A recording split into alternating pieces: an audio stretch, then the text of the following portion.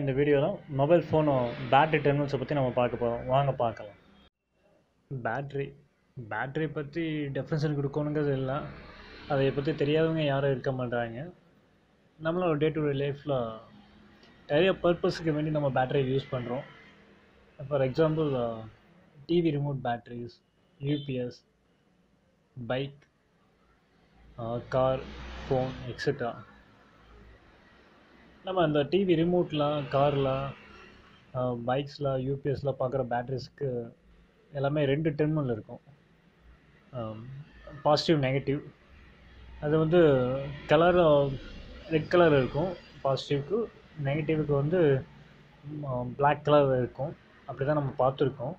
ஆனால் mobile phone பேட்ரிஸை மட்டும் நீங்கள் பார்த்தீங்கன்னா 2 டெர்மினலுக்கு மேலே இருக்கும். ஒரு சில பேட்ரிஸில் 3 இல்லை 4 இருக்கும்.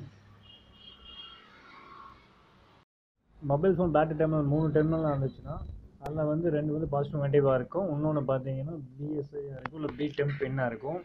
பி டெம்ப் பின் என்னென்னா அது வந்து பேட்டரி டெம்பரேச்சர் அப்படிம்பாங்க. அது வந்து பேட்டரியோட டெம்பரேச்சரை பற்றின இன்ஃபர்மேஷன் வந்து நம்ம ப்ராசஸருக்கு கொடுக்கும்.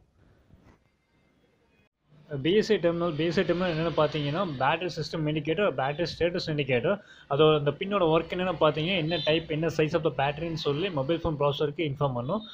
அதோட இன்னொரு இம்பார்ட்டண்டான ஃபங்க்ஷன் என்னென்னு பார்த்தீங்கன்னா, இப்போது திடீர்னு இமீடியட்டாக வந்து நீங்கள் பேட்டரியை வந்து மொபைல் ஃபோனில் ரிமூவ் பண்ணிட்டீங்கன்னா அந்த பின் என்ன பண்ணணும், இமீடியட்டாக வந்து இன்டர்ப்ட் ஆகி இந்த ப்ராசஸருக்கு வந்து ஷட் டவுன் பண்ண சொல்லும் எல்லா கம்யூனிகேஷனையும். இதனால் வந்து டேட்டாவை வந்து ப்ரிவெண்ட் பண்ணலாம், டேமேஜ் ஆகாமல் ப்ரிவெண்ட் பண்ணலாம்.